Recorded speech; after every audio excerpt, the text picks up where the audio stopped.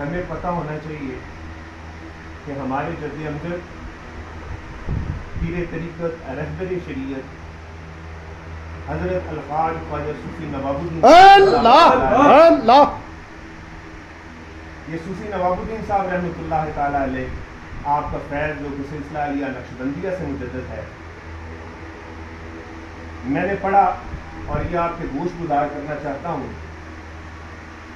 کہ ہم ان لوگوں کے پاس کیوں آتے ہیں اور ان لوگوں کے بارے میں جو بتایا گیا ہے یہ بے خوف ہے، یہ بے ذکر ہے، یہ بالکل بے خوف ہے اور اللہ تعالیٰ کی ذات اقدس نے ہر طرح سے ان کو آزاد کیا ہوا ہے۔ اس بات کو مد نظر رکھتے ہوئے سب سے پہلے ہمیں یہ پتہ ہونا چاہیے کہ ہم سلسلہ عالیہ نقشبندیہ مجددیہ سے منسلک ہیں اور ہمارا سلسلہ عیدگاہ سے ملتا ہے۔ اب سلسلہ عیدگاہ سے اگر بات کریں تو ہمارے جو جد امجد ہیں، ہمارے جو مجدد ہیں، وہ ہے حضرت حافظ عبد الکریم صاحب۔ اب حافظ عبد الکریم صاحب کون ہیں؟ ان کا ذکر کرتے ہیں، پھر آپ کو نیچے لے کے آتا ہوں۔ ہمارے جد امجد پیر طریقت حضرت حافظ عبد الکریم صاحب رحمۃ اللہ تعالی علیہ، آپ جب اپنے مرشد کریم حضرت محمد فقیر چرابی رحمۃ اللہ آپ کے پاس گئے اور جا کے سلسلہ بیعت کیا، جب آپ نے سلسلہ بیعت کر لیا تو حضرت فقیر محمد چرائی رحمۃ اللہ تعالی علیہ آپ سے کہا کہ حضور میری کوئی ڈیوٹی لگائیں۔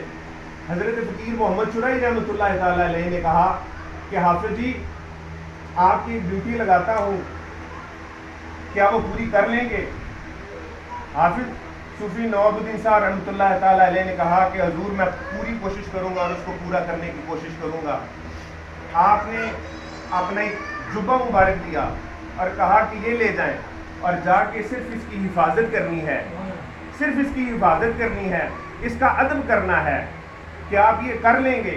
تو ہماری جد امجد آپ نے ارشاد فرمایا کہ حضور میں پوری کوشش کروں گا۔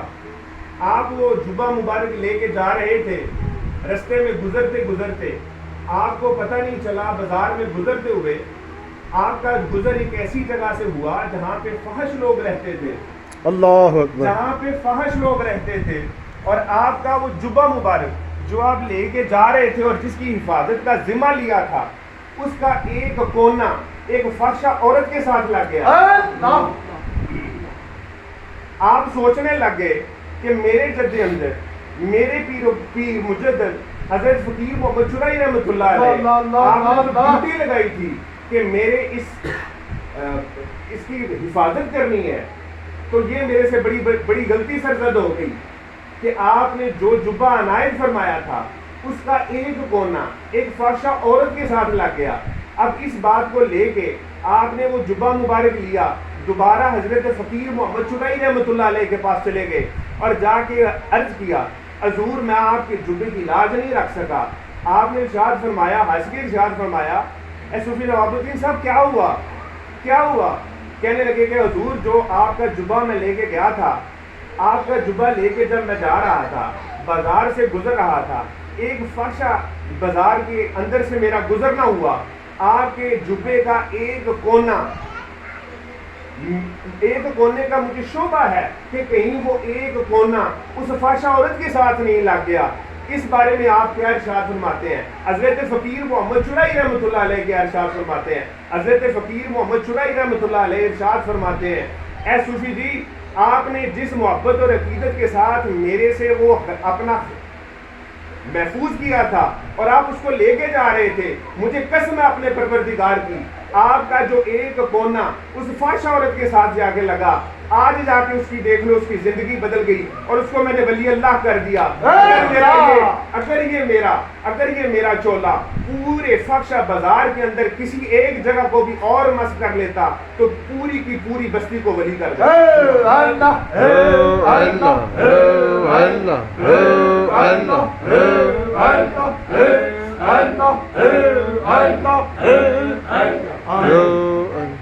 یہ تو بات ہو گئی کہ ہمارا سلسلہ کہاں سے ہے، ہم آئے کیوں ہیں، ہمیں کیوں خوف نہیں؟ ہمیں اس لیے خوف نہیں کہ جن کے پاس ہم آئے ہیں اور جن کے ہاتھ میں ہم نے ہاتھ دیا ہے، انہوں نے اپنی محنت اور اپنی استقامت سے یہ چیز ثابت کر دی ہے اور اللہ کے پیارے ہو گئے ہیں۔ ہم تو اس قابل نہیں، ہم تو نادان ہیں، ہم تو غلطیاں اور گستاخیاں کرنے والے ہیں، لیکن جن کے ہاتھ میں ہمارا ہاتھ ہے ہمیں پورا یقین ہے، اس بات پہ ایمان ہے کہ وہ اللہ کے پیارے ہیں۔ دوسری بات یہ چیز ذہن میں رکھ لیں، ہم جتنے بھی لوگ آئے ہیں، کوئی نزدیک سے اٹھ کے آیا ہے، کوئی دور سے اٹھ کے آیا ہے، یار ہمارے آنے کا مقصد کیا ہے؟ آنے کا مقصد یہ تھا کہ ہم اصالِ ثواب کریں۔ اب اصالِ ثواب کا کام یہ ہم اپنے ذہن میں صرف ارادہ کیا، یہ بات سنی اپنے والد صاحب سے، والد صاحب نے سنی اپنے والد صاحب سے، انہوں نے سنی حضور خواجہ سرکار سے، حضور خواجہ سرکار نے سنی جامعہ نعیمیہ سے، جامعہ نعیمیہ والوں نے سنی اپنے اساتذہ سے۔ تو سنتے ہیں، دیکھتے ہیں کہ جب کوئی بھی انسان ایک نیک کام کرنے کا ارادہ کرتا ہے تو اس کے ساتھ ہوتا کیا ہے، اس کو اجر کیا ملتا ہے۔ تو یہ دیکھنے میں پتہ چلا کہ جب کوئی بھی ایک انسان نیک کام کرنے کا صرف ارادہ کرتا ہے، چلتا نہیں ہے، تو پھر کیا کرتا ہے؟ اللہ تعالیٰ اپنے فرشتوں کو نزدیک بلاتا ہے، نزدیک بلا کے پوچھتا ہے آج فلانی بستی کے اندر، آج فلانے گاؤں کے اندر، آج فلانے محلے کے اندر کیا کام ہو رہا ہے؟ کہنے لگے کہ یا باری تعالیٰ آج وہاں پہ اللہ اور اللہ کے رسول کی یاد کا اہتمام ہونے والا ہے۔ تو اللہ تعالیٰ کی ذات اقدس کہتی ہے کہ کیا آپ سارے لوگ اس بات کی گواہی دیتے ہیں کہ وہ لوگ میرے اور میرے رسول کی یاد کے لیے اکٹھے ہو رہے ہیں؟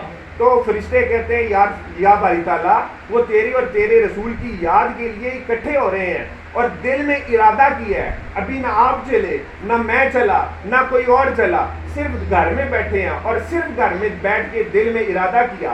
اللہ تعالیٰ اپنے فرشتوں کو کیا کہتے ہیں؟ اے فرشتوں تم اس بات کے لیے گواہ ہو جاؤ، میرے یہ بندے میرے اور میرے رسول کی اطاعت کے لیے چلے ہیں، جاؤ اپنے رحمت کے پر ان کے پاؤں کے نیچے بچھانے کے لیے تیار۔ سبحان اللہ، سبحان اللہ۔ دو باتیں ہوگی۔ تیسری بات، جب ہم ان لوگوں کے پاس آئے تو ہماری سوچ کیا ہے، ہمارا عقیدہ کیا ہے؟ یہ چیز ذہن میں رکھ لیں کہ جب بھی انسان کسی بھی اپنے مرشد کامل کے ہاتھ میں ہاتھ دیتا ہے تو اگر اس کے پیچھے صرف مقصد اللہ اور اللہ کے رسول کی رضا ہو، پھر تو انسان کو اس کے عوض بہت کچھ ملتا ہے۔ اگر صرف یہ سوچ کے آئے میں ادھر تب جاؤں گا مجھے یہ ملے، میں ادھر تب جاؤں گا مجھے یہ ملے، میں ادھر تب جاؤں گا مجھے یہ ملے، پھر اسے کچھ بھی نہیں ملتا۔ اس کی وجہ یہ ہے کہ اس کی نیت خالص نہیں۔ اسی بات کو آگے لے کے جاتے ہوئے میں آپ کو ایک چھوٹا سا واقعہ سناتا ہوں اور اس کے بعد اجازت چاہوں گا۔ ہم چلتے ہیں، ہم کسی دیندار کے پاس نہیں، ایک دنیا دار کے پاس چلتے ہیں جس کا نام خلیفہ ہارون رشید ہے۔ ارے خلیفہ ہارون رشید کون؟ ارے وہ خلیفہ ہارون رشید جو اپنی بستی پر چلتا ہے، جس کی بہت زیادہ حکومت ہے اور وہ بہت زیادہ سلطنت کا مالک ہے اور اسے بڑا ناز ہے اپنی سلطنت کے اوپر۔ وہ ایک دن چلتا چلتا دل میں بیزاری ہے، اپنے سکون کی تلاش کے لیے چلتا چلتا ایک ساحل سمندر کی پٹی پہ جا رہا ہے، ساتھ میں اس کی بیوی ہے۔ ارے وہ چلتے چلتے ایک جگہ پہ پہنچے، دیکھتے کیا ہے کہ ایک بزرگ اس ساحل سمندر کے اوپر اپنے ہاتھ سے کچھ خول بنا رہا ہے، سوراخ بنا رہا ہے۔ چلتے چلتے پوچھتے ہیں اے بابا جی آپ یہ کیا کر رہے ہیں؟ بابا جی نے بڑا حیران کن جواب دیا۔ بابا جی ارشاد فرماتے ہیں ارے تیرے کام کی بات نہیں۔ پوچھتے ہیں بابا جی دوبارہ بتائیں آپ یہ کیا کر رہے ہیں؟ بابا جی نے دوبارہ سے وہی جواب دیا۔ تیسری بار پوچھنے پہ پتہ چلا، کہنے لگے بیٹا میں جنت میں گھر بنا رہا ہوں۔ کہنے لگے کہ آپ خود اس ساحل سمندر کی پٹی پہ بیٹھے ہیں، آپ جنت میں گھر کیسے دے سکتے ہیں؟ اس کی بیوی نے یہ بات سنتے ہوئے، موقع کا فائدہ اٹھاتے ہوئے، نظر والی تھی، اس نے دیکھ لیا، کہنے لگی اے بابا جی کیا آپ وہ گھر ہمیں دیں گے؟ کہنے لگا بیٹا میں دوں گا۔ کتنے میں دیں گے؟ کہنے لگی 7 درہم میں۔ 7 درہم اس نے نکالے، بابا جی کو دے دیے۔ بابا جی کیا کہتے ہیں؟ بابا جی کہتے ہیں کہ بیٹی میں نے صرف تیرا گھر نہیں بنا دیا بلکہ وہاں پہ محل بنا دیا، وہاں پہ پہرے دار بٹھا دیے جو تیری اجازت کے بغیر وہاں کسی کو داخل ہونے نہیں دیں گے۔ یہ بات کر کے خلیفہ ہارون رشید اور اس کی بیوی دونوں گھر چلے گئے، گھر جا کے سو گئے۔ اب خلیفہ ہارون رشید خواب میں کیا دیکھتا ہے؟ خلیفہ ہارون رشید دیکھتا ہے کہ خواب کے اندر وہ جنت میں چلا گیا ہے۔ چلتے چلتے دور اس نے کیا دیکھا؟ ایک بہت بڑا محل اس کی بیوی کے نام کے ساتھ منسلک ہے۔ وہ چلتا چلتا وہاں پہ داخل ہونے کی کوشش کی۔ جب وہاں پہ داخل ہونے کی کوشش کی دیکھتا کیا ہے؟ پہرے داروں نے ان کو روک لیا اور ان کو بتاتا ہے کہ یہ میری بیوی کا محل ہے. انہوں نے کہا کہ آپ کی بیوی کا محل ہے لیکن اس میں داخل ہونے کے لیے آپ کے لیے ضروری ہے آپ اجازت لے کے آئیں. وہ بڑا پریشان ہوا, ایک دم سے بیدار ہو گیا. بیدار ہو کے وہ اپنے دربار میں سارے سفیروں اور مشیروں کو بلا کے کہا کہ ان بزرگوں کو ڈھونڈے, ان بزرگوں کو لے کے آئیں. ان لوگوں نے کافی تلاش کی, آپ نہیں ملے. اسی طرح سے بیزاری کے عالم میں اپنی بیوی کو لے کے پھر اسی ساحل پٹی کے اوپر چلتا جا رہا ہے.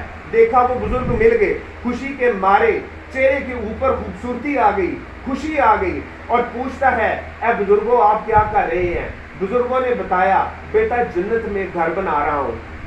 خلیفہ ہارون رشید ان سے پوچھتا ہے اے بابا جی آپ اگر جنت میں گھر بنا رہے ہیں تو کیا وہ گھر دیں گے؟ کہتے ہیں بیٹا میں گھر بناتا ہی دینے کے لیے ہوں. تو خلیفہ ہارون رشید پوچھتا ہے آپ وہ گھر کتنے میں دیں گے؟ کہنے لگا 7,000 دینار میں. کہنے لگا حضور کل پرسوں چوتھ جب بھی ہم آئے تھے میری بیوی نے آپ سے گھر لیا تو آپ نے 7 دینار کا دیا, آج میں آیا ہوں آپ 7,000 دینار مانگ رہے ہیں. انہوں نے فرمایا کہنے یہ لگے کہ اس نے دیکھا کچھ نہیں ہے تو سب کچھ دیکھ کے آ رہا ہے. سبحان اللہ. بتانے کا صرف یہ مقصد ہے کہ اگر صرف آنے کا مقصد ہمارا خالصتاً اللہ اور اللہ کا رسول ہوگا, اگر خالصتاً اللہ اور اللہ کا رسول ہوگا اور کوئی پیچھے مفاد نہیں ہوگا, پھر اللہ تعالیٰ کی ذات اقدس ہمیں ہر چیز سے نواز دے گی. سب سے اینڈ میں آ کے میں آپ سب سے منسلک ہو کے یہ بات کرنا چاہتا ہوں, ہم کچھ نہیں ہیں.